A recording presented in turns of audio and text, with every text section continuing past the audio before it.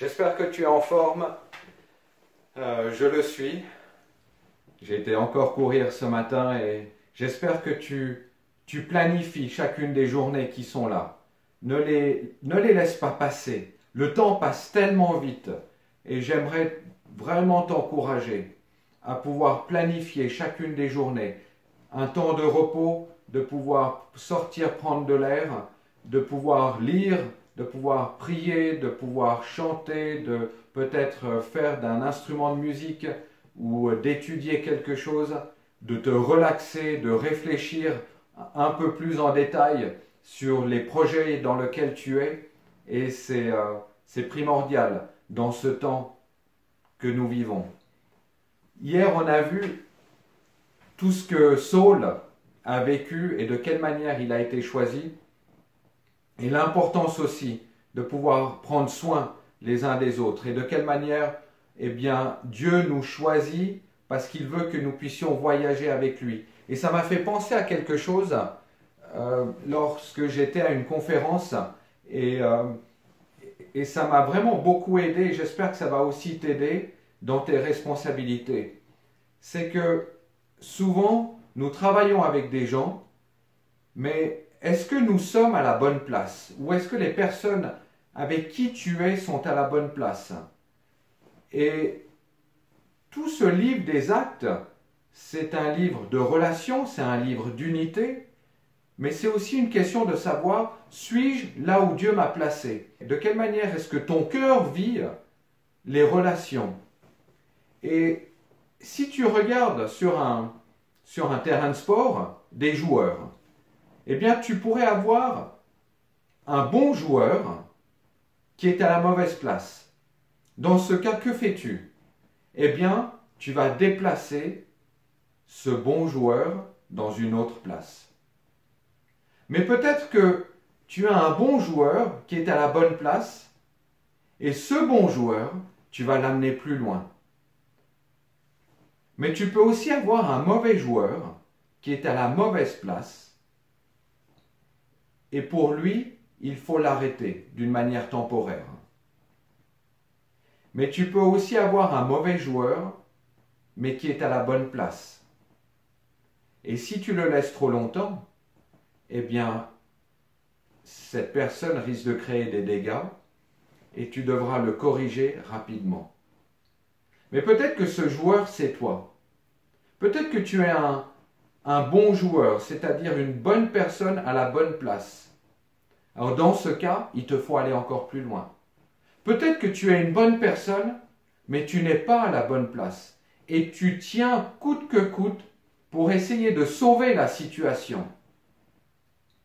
Et peut-être que Dieu te dit, il faut que tu retournes à ton appel, à ce que j'ai suscité dans ton cœur pendant ces derniers mois ou ces dernières années. Mais peut-être que tu es un mauvais joueur et tu es à la mauvaise place. Et ça, c'est la partie difficile à entendre. Ton cœur est bon, mais il y a une colère qui est venue. Et ce qui se passe, c'est que cette colère prend tellement de place que tu es à la mauvaise place. Et il te faut peut-être arrêter temporairement ce que tu fais. Ou peut-être que tu es aussi cette personne qui crée du trouble autour de toi, mais pourtant tu es à la bonne place. Et là, il y a un conflit qui se génère autour. Et ce qu'il faut que tu fasses, c'est que tu puisses te corriger toi-même rapidement, ou que tu puisses accepter d'être corrigé. Alors, ce n'est pas évident de commencer cette journée de cette manière, je le conçois, mais j'aimerais te dire, est-ce que tu autorises à ce que quelqu'un puisse venir parler dans ta vie? Alors que nous sommes dans le livre des Actes, est-ce que tu autorises à ce qu'une personne puisse venir et te dire, écoute, tu es vraiment un gars génial, tu es vraiment une femme qui fait de grandes choses et j'aimerais te pousser encore plus loin. Ou peut-être que la personne te dira tout le contraire.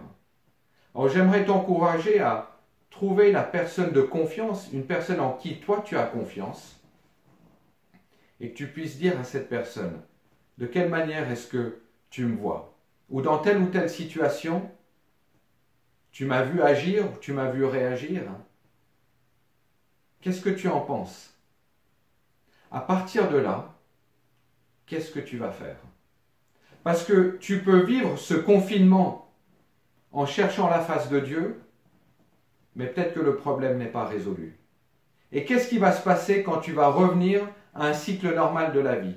Qu'est-ce qui va se passer quand tu vas retourner dans ton lieu de travail et tu vas retrouver tes collègues pour ceux qui sont en pause? Qu'est-ce qui va se passer quand tu vas retourner au sein de ta famille? Qu'est-ce qui va se passer quand tu vas retrouver tes amis, tes proches? Qu'est-ce qui va se passer quand tu vas retourner dans ton église, là où tu n'as pas réglé les choses? Tu penses qu'elles sont réglées parce que tu prends du temps avec Dieu et pourtant l'ennemi peut s'infiltrer d'une manière ou d'une autre.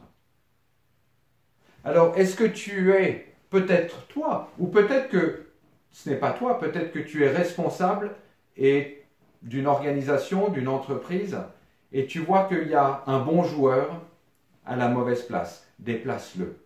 Ou peut-être que tu vois qu'il y a un bon joueur à la bonne place, amène-le plus loin, investis en lui, comme je le disais hier, que le maître puisse servir l'employé.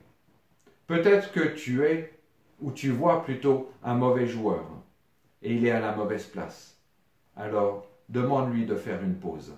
Peut-être que pour certains, ça demande de licencier des gens. Je le dis parce que je connais des hommes d'affaires ou des chefs d'entreprise qui ont dû prendre cette décision de licencier. Ce n'est pas facile. Peut-être que tu fais partie des personnes qui ont été licenciées. Alors trouve quelqu'un et essaye de comprendre pourquoi. Mais peut-être que ça a été la main de Dieu dedans.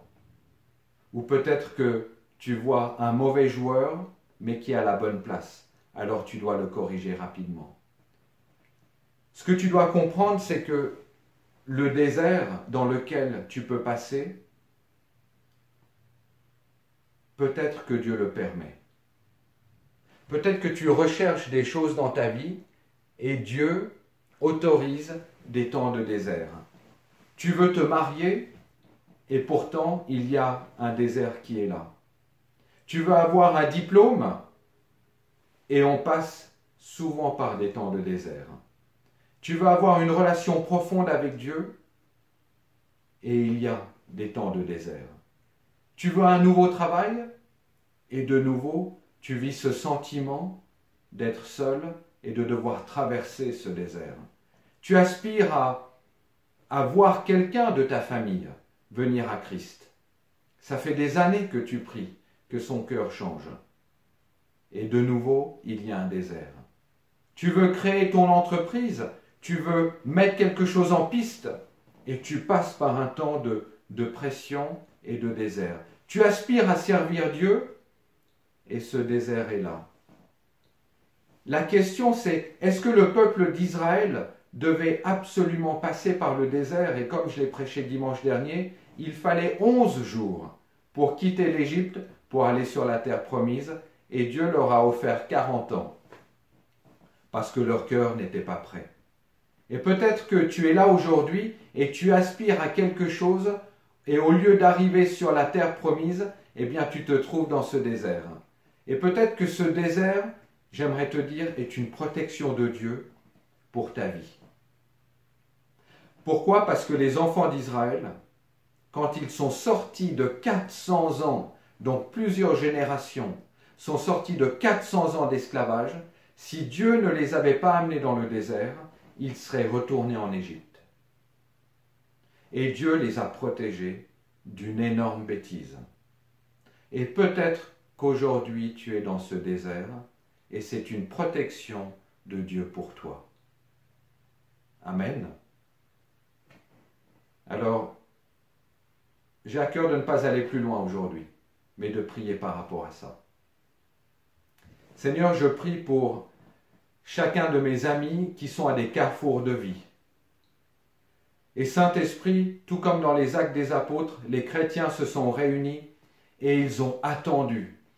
Ils t'ont supplié, ils t'ont harcelé que cet esprit de vie, que cet esprit de consolation puisse venir et couler sur eux, parce que tu leur avais promis en disant « Je retourne vers le Père, mais je vous envoie mon esprit, et ça sera l'esprit de vie, ça sera l'esprit de guérison, ça sera l'esprit de consolation. » Et ce matin, je prie que ton esprit de consolation et de vie et de clarté puisse tomber sur chacun d'entre nous, et que nous puissions être affermis, qu'il y ait une présence qui dépasse le naturel, mais que ta présence soit environnée de cet esprit surnaturel qui ne peut que venir de toi. Et que cette brèche qui est devant nous, ce carrefour qui se trouve devant nous, eh bien que les portes qui se sont fermées puissent s'ouvrir dans le nom de Jésus. Que ces temps de désert ne soient pas vus comme des temps de lamentation, mais que nos yeux puissent comprendre qu'il y a un temps de protection que tu nous donnes. Parce que tu nous empêches de faire une grande bêtise. Et tu nous empêches de tomber et de mettre le genou à terre et de succomber à la tentation. Mais ta faveur est là sur chacun d'entre nous. Alors dans le nom de Jésus, je prie ta faveur sur chacune des personnes. Je prie ta sagesse dans nos choix, dans nos décisions. Je prie, Père, que nous puissions avoir cette révélation de qui nous sommes et que nous puissions accorder notre confiance à quelqu'un et que nous puissions autoriser à ce quelqu'un d'avoir un regard sur nous.